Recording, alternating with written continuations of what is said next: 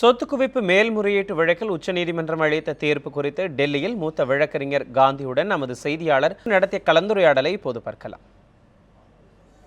இன்றைய தினம் சுப்ரீம் கோர்ட்டில் வழங்கப்பட்ட சொத்து குவிப்பு முன்னாள் மறைந்த முதல்வர் ஜெயலலிதா மற்றும் சசிகலா அவர்கள் மீதான சொத்து குவிப்பு வழக்கு குறித்து இந்த வழக்கை இன்றைய தினம் அந்த வழக்கின் தீர்ப்பின் போது காந்தி பிரபல வழக்கறிஞர் காந்தி அவர் இருந்தார். அவர் நம்மோடு இந்த வழக்கின் விவரங்களை குறித்து பேசுகிறார்.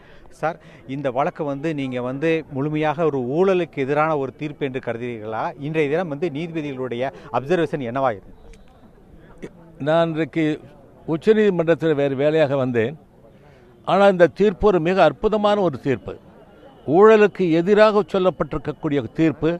இதில் இனிமேல் எந்த அதிகாரிகளும் அல்லது அரசியல்வாதிகளும் லஞ்சம் வாங்குவதோ பணம் சேர்ப்பதோ சொத்து குவிப்பதோ கூடாது என்பதை அவர்கள் திட்டவட்டமாக சொல்லியிருக்கிறார்கள். இனி எந்த கட்சி ஆட்சிக்கு வந்தாலும் சரி, அது எந்த கட்சி, தமிழகத்தில் இருக்கக்கூடிய எந்த கட்சி ஆட்சிக்கு வந்தாலும் இந்த ஊழலற்ற ஆட்சியாக இருக்க வேண்டும் என்பதை காட்டுவதற்குத்தான் இந்த தீர்ப்பு அமைந்திருக்கிறது. என்றால் வேண்டும், இந்த தீர்ப்பை போல இருந்தால்தான் மக்கள் இன்றைக்கு நேர்மையான ஆட்களை தேர்ந்தெடுப்பார்கள். நேர்மையான ஆட்கள் ஆட்சிக்கு எந்த விதமான ஊழலும் செய்யாமல் ஆட்சி செய்ய முடியும்.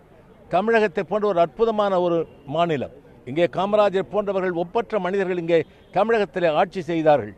ஆனால் இடைப்பட்ட காலத்திலே அதிகப்படியான எங்கு பார்த்தாலும் லஞ்சம் ஊழல் அதிகப்படியாக இருந்தது. இப்பொழுது இந்த தீர்ப்பின் காரணமாக கண்டிப்பாக இனிமேல் இந்த லஞ்சம் ஊழல் தமிழகத்திலே இல்லாமல் போகின்ற அளவுக்கு இருக்கும். இந்த தீர்ப்பில் என்ன விவரம், நீங்கள் எந்த சட்ட நுட்பங்களாக என்ன சொல்லப்பட்டுள்ளது? மற்ற உயர்நீதிமன்றம், இந்த சிறப்பு அதாவது செஷன்ஸ் கோர்ட் நீதிமன்றத்தோட இந்த தீர்ப்பு என்ன, அதை எந்த வேலை இது உறுதி செய்யுள்ளது? இந்த குன்ஹா அவர்கள் முதல்ல அவர்கள் தீர்ப்பு சொல்கின்ற செஷன் ஜட்ஜாக இருக்கின்ற பொழுது அவர்கள் ஒரு அற்புதமான ஒரு தீர்ப்பு எழுதினார்கள். அதிலே எல்லா விதமான பார்த்து ஜெயலலிதா அவர்களுக்கு 10 ஆண்டு சிறை தண்டனை, 100 கோடி ரூபாய் அபராதம், 7 ஆண்டு சிறை தண்டனை, 100 கோடி ரூபாய் அபராதம் என்பதையெல்லாம் அவர்கள் தீர்ப்பாக சொல்லியிருக்கிறார்.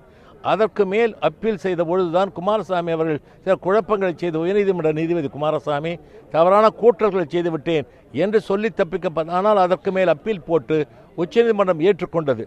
இதுவே சிறு நாட்களுக்கு முன்னாலேயே சொல்லியிருந்தால் ஜெயலலிதா அவர்கள் கூட இதற்குள்ளே வந்திருப்பார்கள். நல்ல வேலையாக அவர்கள் இறந்து விட்டார்கள். ஆனால் இப்பொழுது இருக்கக்கூடியவர்கள் வந்தவர்கள் உடனடியாக சிறைக்கு செல்ல வேண்டும். அவர்களுக்கு மேற்படியாக அப்பீல் செய்ய முடியாது. உச்ச நீதிமன்றம் தான் தீர்ப்பை சொல்லியிருக்கிறது. அப்பீல் போக முடியாது. உடனடியாக தீர்ப்புக்கு போகலாம்.